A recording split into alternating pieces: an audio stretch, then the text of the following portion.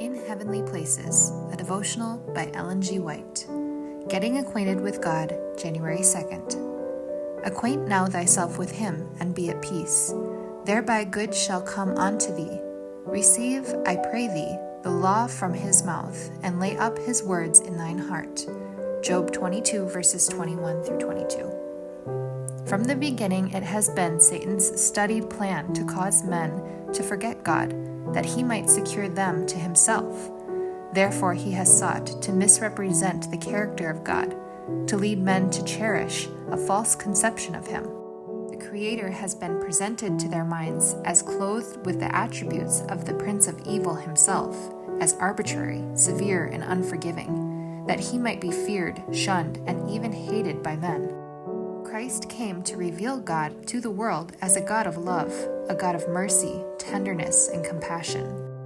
By the world's Redeemer, the thick darkness with which Satan had enshrouded the throne of the deity was swept away, and the Father was again manifest to men as the light of life.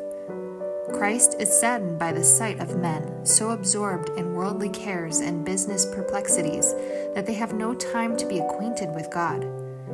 To them heaven is a strange place, for they have lost it out of their reckoning. Not familiar with heavenly things, they tire of hearing about them. They dislike to have their minds disturbed in regard to their need of salvation. But the Lord desires to disturb their minds, that they may become acquainted with him in time to accept his offer of salvation.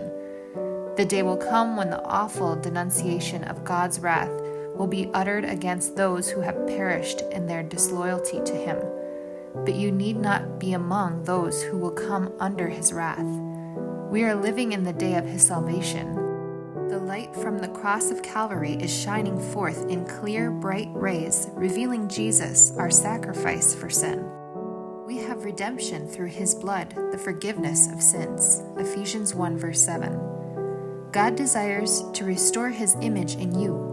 Believe that he is your helper. Resolve to become acquainted with him.